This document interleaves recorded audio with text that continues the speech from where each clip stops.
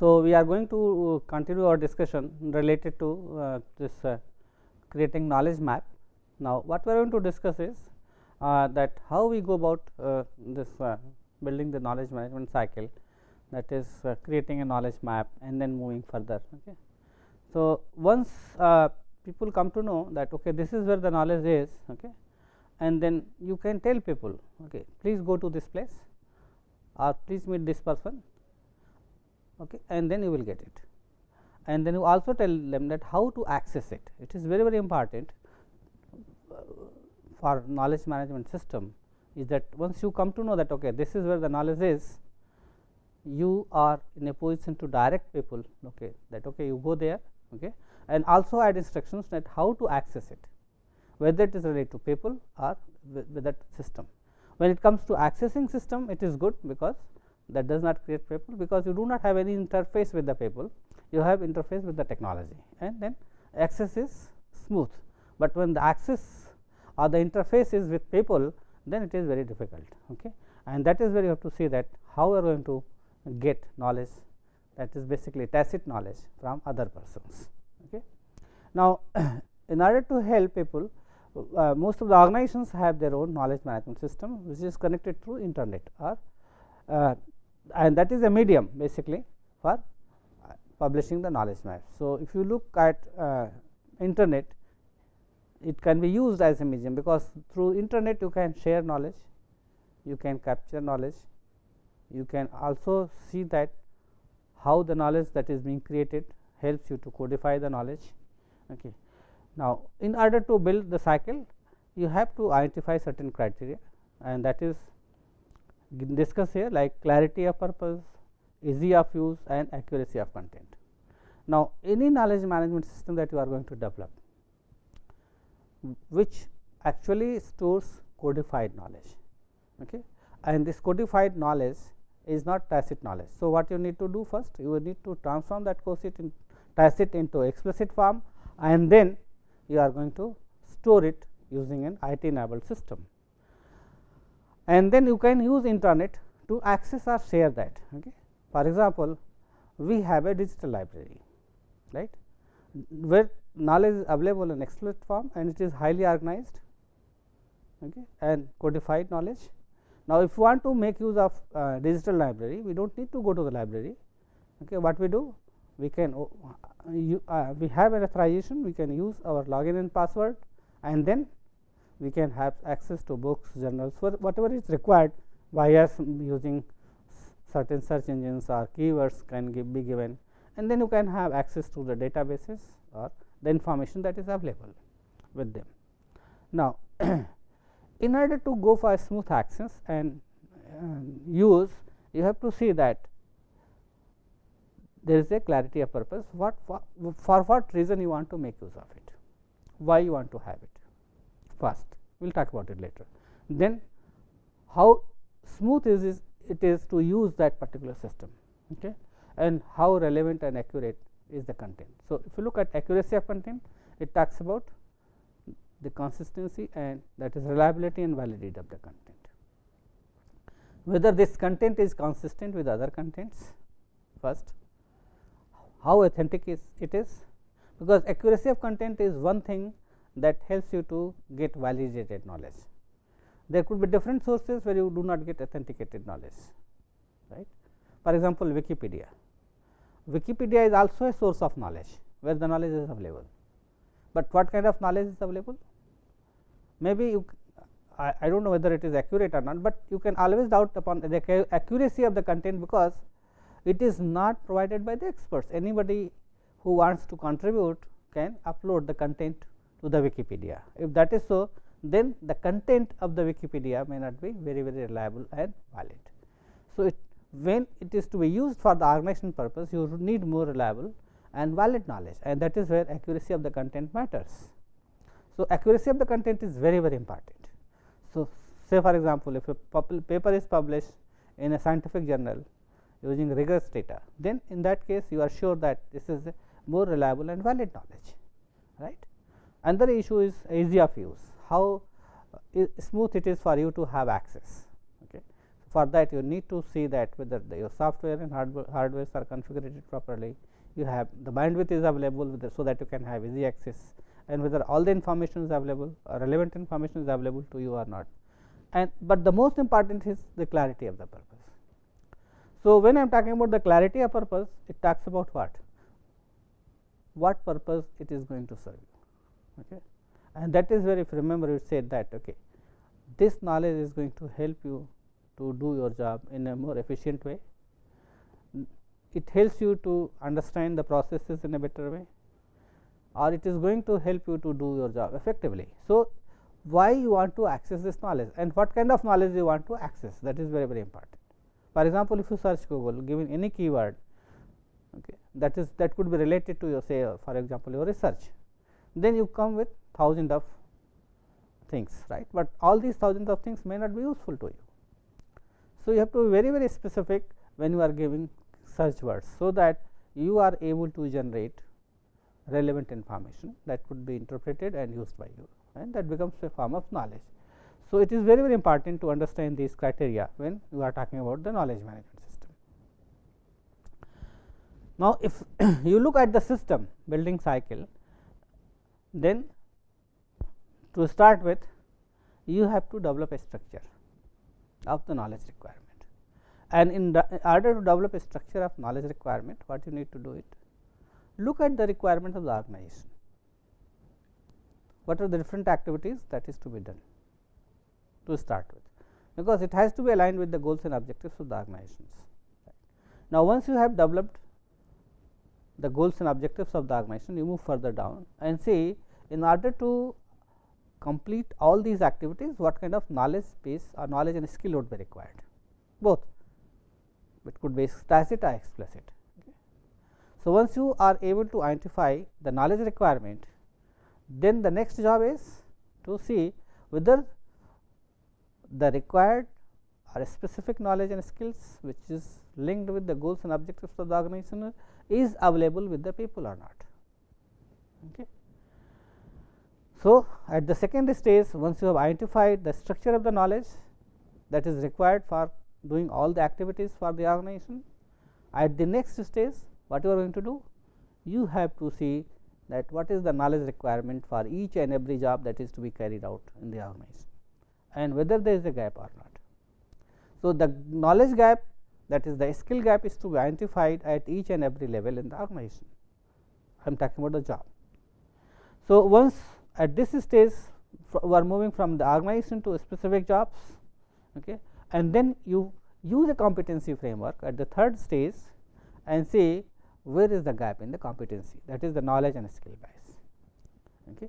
So, you need to look at the performance of the employees who are performing those jobs, or which they are likely to perform in the future, both, and then look at the competencies, that is the knowledge and skill to perform these jobs, and whether there is a gap in the knowledge and skill which is required by them to perform either the current job or the future job. And then you create a knowledge map, that is identify the gap. Once you have identified the gap in the knowledge at the individual level, then you move further to see that what kind of interventions need to be planned in order to bridge this gap. The idea is that you can conduct certain programs which are very, very specific after identifying the needs of the knowledge or the skill for different kind of employees related to different jobs, okay, so that this gap is fulfilled. Now, if you look at this building cycle, it starts with what? First, identifying knowledge gaps at the organization level, then moving to the specific to the job level, then moving to the employee level, and then planning certain interventions to bridge the gap in the knowledge and skill of the employees, so that he is able to perform his job effectively, right. So, this is the building cycle, KM building cycle. Another important issue that is there when we go about knowledge codification, especially of tacit knowledge, that is decision tables. What are decision tables? Basically, decision tables are there to help you to identify conditions, and you also find out the values related to each conditions, and what will happen if you are going to work under a particular conditions, right, and then you identify a list of conclusions. Now, let me give an example. Suppose you need a person in your team with certain specific skills. Let me give an example of a match, cricket match. In a cricket game, you need 11 people, and you are looking for a person who is a good bowler now, and you have 4-5 people who could be the potential bowler for your teams. Now, how we are going to decide that which person is to be considered for including in the team? Now, in order to identify, you have to see that who are these people, under what conditions, and the conditions are basically you have to look into the knowledge and skill base of each person, in what way they are going to contribute. So, you look into the facts, their records, how they are likely to perform, what are the advantage and disadvantage associated with each condition, each person, and then accordingly you are going to take a decision that okay, this person is going to be considered for this particular purpose, okay, and then you match it with the conclusions. Let us see how it happens. Look at this. It is presented in a format that is known as if then format. Okay. Now, if you look at this, the condition stub and the conditions entry, the customer is bookstore. So, yes, yes, no, no, no. Now, second stage, order size greater than 6 copies, yes. First condition, other conditions are not waiting. Second, customer is librarian or individual, yes, yes, yes, yes. Other 4 conditions are met. Order size 50 copies or more. So, one another condition is met. Okay. Now, order size 20 to 49 copies, you are meeting another condition. Order size is less, the 6 to 9, another condition is met. So, the order size is different, okay, and accordingly you are going to decide what needs to be done, and then how much discount you are going to pay, whether you are going to pay 25% discount, 10% discount, or 5% or 20% discount. Okay. So, depending upon how much discount you are going to pay, your action step and your action entry is going to dependent on that. So, you have to decide based on if this happens, then what will happen. Okay. Suppose you are going to order for 6 copies, how much discount you are likely to get. Okay. If you are going to offer, you are going to order 20 copies or 50 copies, then what would be the discount? Because both are associated, condition and action is to be matched. Okay. Say for example, you are going to order 50 copies. Okay. So, if you order more copies, then the publisher is going to give you more discount. Say he says that okay, if you order 50 copies or more, then I will give you 25%. Okay. Right. So, in that case, the customer is a bookstore, because it is bookstore is going to offer more copies or purchase more copies. Okay. But if it is an individual, probably he is going to purchase 1 copy only, and you may not give him any discount. Right. Now, this decision table, see, we will discuss further that how it can be arranged into a decision tree. So, we will talk about that, and then we will move to discussing about decision trees. Okay. So, decision tree is nothing but a hierarchically arranged semantic network, right, which has nodes representing goals and links representing decisions or outcomes. So, we move from left to right. So, suppose we say okay, this is what we need A, and then we move to B and then C, and then accordingly suppose you are going to select a bowler. So, these are the 4 bowlers, probable bowlers, and then select or not select, select or not select. Then for select, these are the advantages, not select, these are the advantages. So, each one is connected with a node, and then ultimately you decide what needs to be done. Okay. So, decision tree is required for actually codification purposes also, and it helps you to take accurate decisions, and this could be presented graphically, okay, or may not be graphically provided if it is very complex situation. If it is not that complex, then you can go for it. Now, look at it. The same problem we are going to represent. Okay. Now, if you look at this, it suggests that the customer could be a bookstore or a individual, right. So, either it is bookstore or it is not a bookstore. So, the order size is going to be less or more, okay, or it is going to be in different sizes. Okay. Now, the discount that is there is different in different cases. Now, this decision tree is actually based upon this one. So, this is going to be graphically represented here. Okay. Now, if you look at it, it says discount, how much discount is available if customer is a bookstore, then how much he is going to buy, and then the discount is going to be this one. If he is going to buy less than 6, no discount. If going to buy more than 6, 25% discount, because the discount for customer bookstores are going to be more compared to individuals. So, if individual, if they are going to buy more, then it is 15%.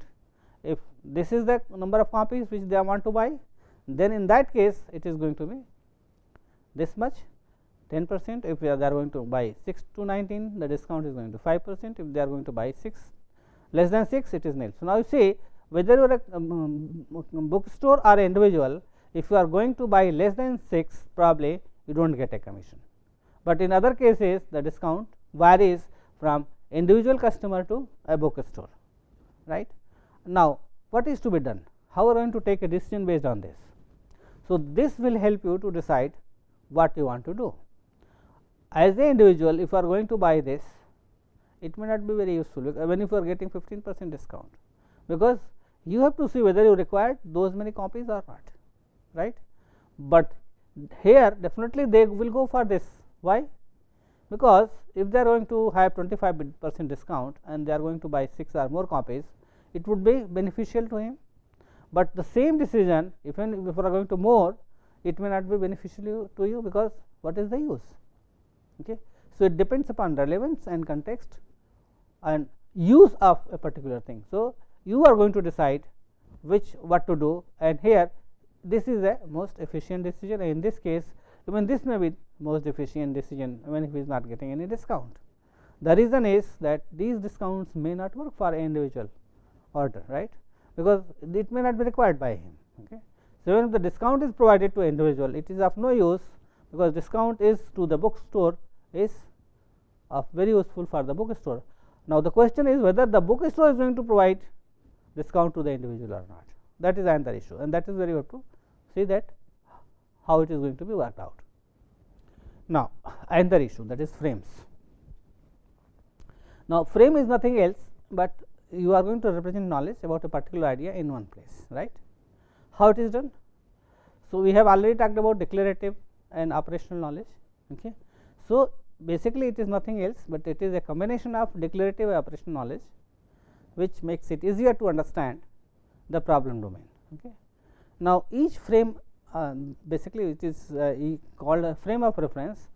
So, this frame of reference is actually used for a specific object or attribute of an entity, and the another important dimension is facet, how much value this particular object or slot has. Okay. So, based on this we talk about two things, that is what is the specific object or attribute of an entity and how much value is added to that particular knowledge. So, when you are going to codify knowledge, you see whether it is related to what and how much value it is going to add to it. Okay. And then for each of them there are different slots, and then when all these slots are filled with value, it is known as instantiated. It means that it is going to be used or work, right. Now, there are certain production rules that could be used. Okay. So, form of tacit knowledge codification in the form of premise action pairs, and that is where you are going to use logical thinking. Okay.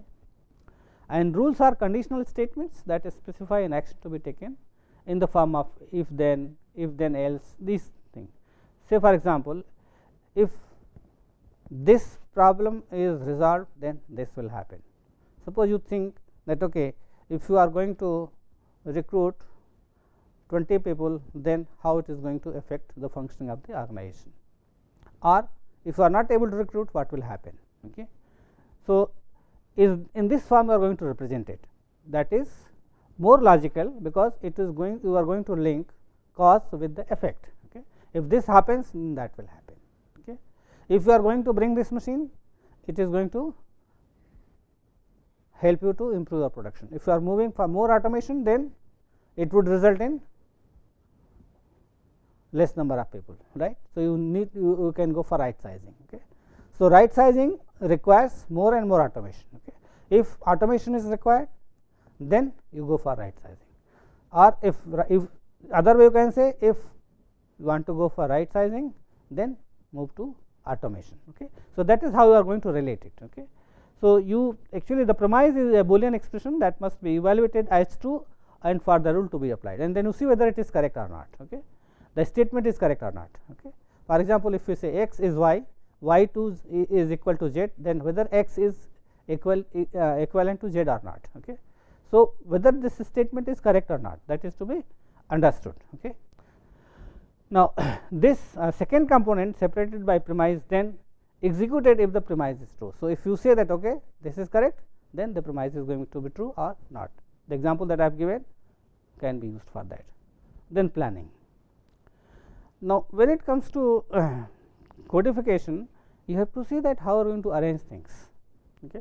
Because organization and classification, though it is required, but you need to verify and validate it. Okay. That whether it has been properly organized and arranged or not. Okay. Then the next stage is that you are going to develop user interface and consultation facilities. User interface means that you need to connect end users or the customers with the system, right, and it is very important to create a user interface, and this user interface can be created using certain techniques, like you have access through login passwords or other things through which you can have access to the information that is available with the knowledge management system, and it must be able to create what you call clarity and flexibility, because if it is not clear and flexible, then it may be there may be a problem. Okay. And then it also reduces unnecessary risks, because if user interface is not available, okay, and if it is not clear, then you have a risk of either ending up with the not right kind of information, or getting the kind of information which may not be useful to you. Okay. So, these are the issues that need to be looked into when you are going to plan for arranging or validating the knowledge management system. Okay. And then you have a rules for review and understanding, because since the knowledge itself is very dynamic and keep on changing over a period of time. So, what you need to do is to ensure that yes, whatever rules that you have framed for organizing and codifying the knowledge, okay, it is reviewed on a regular basis, okay, so that you can incorporate new things in the knowledge system. Now, inferencing and reasoning. Okay. Inferencing is deriving a conclusion based on statements that only imply that conclusion. Okay. So, inferences are based on logical reasoning, right. Now, let us take an example of a logical reasoning. Logical reasoning means what?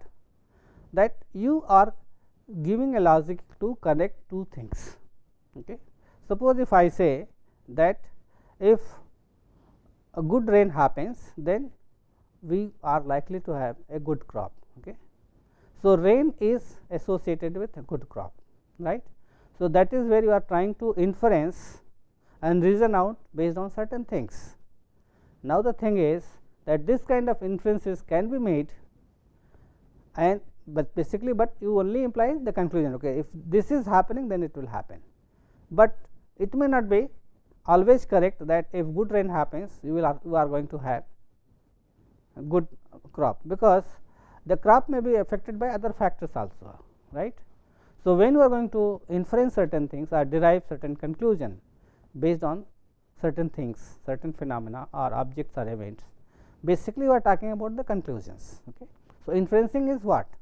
It means that you are going to draw certain conclusion based on the data information that is at stake with you. Say for example, I conducted a study to see that the extent to which people share their knowledge in organizations, right. We conducted this study in many organizations in India, especially knowledge intensive organizations, which included R&D industries, IT industries, pharmaceutical industries, and then we try to find out whether people share their knowledge with each other or not. And based on the data that we received about knowledge sharing behavior and the culture, we found that in most cases there is no knowledge sharing culture and people are not willingly share their knowledge. Now, this inference or what you call conclusion is based on what? The statements or the information that is provided by the management or employees of those organization. Okay. So, this inferencing is only a conclusion, it may be correct or it may not be correct. So, only thing that you need to do is you need to validate whether this inference is correct or not, that is very important. Okay. Now, reasoning is basically applying knowledge to arrive at a solution. How we arrive at this particular solution, that people do not share their knowledge, because that is where you are going to look at the facts and the information that is provided, because that gives you a basis to say, and that is what you conclude that okay, what we found that people were not sharing their knowledge, they are hoarding knowledge, and you give certain instances of that in organizational context. See that we observed these kind of things, like people from the knowledge management department were not even having very good relationship with the HR department, or IT system was not that good for access. So, these issues basically created these kind of problems, and that is why the knowledge sharing culture was not developed in the organization. So, inferencing and reasoning is very important, and but it only provides conclusion, and the only thing that you need to make sure that it is based on certain facts, and you should be in a position to verify it. Okay. That whenever you are making inferences and reasoning based on facts and information that is given to you, it is correct and it is validated. Okay. If it depends upon how well you have observed your processes in the organization. Otherwise, what will happen? You are going to conclude based on certain facts which may not be correct, which are assumed by you. Okay. Now, another important factor this relate to this is case based reasoning. Case based reasoning is very important. Okay. Reasoning from relevant past cases in a manner similar to humans' use of past experiences to arrive at conclusions. Okay. Now, what is this case based reasoning? It means that in a particular situation and context, you have used certain methods to do certain things. Okay. Now, that experience you are going to apply in a new context, right. So, your past experiences helps you to arrive at conclusions in a new situation, but that may not be correct also at times, because the context or the environment may be different. Okay. So, you try to see that whether the current context is most similar to what you had in the past. So, you try to match the current context and the earlier context. Say for example, as HR manager, you saw that there was a strike by the workers on a particular issue, and then you used certain things in order to solve it, and it was resolved and the strike ended. Now, again there is a strike. Are you going to use the same kind of thing in order to end the strike? So, you try to match the context, the conditions, the environment, which because of which the strike happened earlier, and the which is going to happen it right now, and then based on that you try to see whether it is matching, and if it is matching, then you can use the same rules of logic to solve these kind of problems. Otherwise, you use those inputs as experiences, and then you try to apply that in this context to solve the problem. Okay. So, the idea is to match it and see whether this kind of reasoning is going to help you to solve the problem based on your past experiences. So, it is more time saving than rule based system, because here you already have the experience, you have solved similar problems which is going to help you to solve your current problem. Okay. But you need to plan all possible variables which are going to affect the current context, and you have to see whether we have taken care of all the variables relate to current context and whether it is matching with the past context or not. If it is not so, then in that case it may not be very helpful to you. Now, so we have talked about different techniques for codifying. Now, how do we go about it for developing the knowledge? Okay. Now, we use computer technology, we also use domain specific knowledge. Okay. We also go for knowledge repositories and data mining, and we also go for cognitive psychology.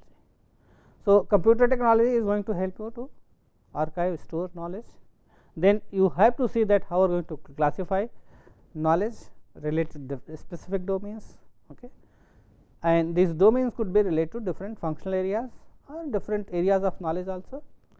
And then you create knowledge repositories, which is basically nothing else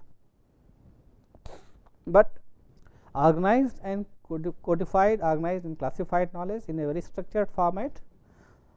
And this knowledge repository, if is not organized properly, then what will happen? You will not be able to have access to knowledge in a proper way, and the smooth, it is not going to be easy to use. Okay. And then data mining. Data mining means the data is there, the huge repository of data is there, but the thing is that how to extract the relevant data from there, it is very, very important. So, you use certain data mining techniques, and then you also use cognitive psychology factors that we had discussed, like you are using your perceptual processes, you also process the information, you use your thinking processes, what you have learned, what is there with you as the input. So, you make use of all these things, okay, in order to go for it. And finally, you have to see the what are the skill requirements for the knowledge work. Okay. See, for the knowledge developers, when he is going for codifying tacit knowledge, things that is required is good communication skill. Okay. Interpersonal communication is very, very important. That is how you interact and relate with people. Okay. Then ability to articulate projects rationale. Okay.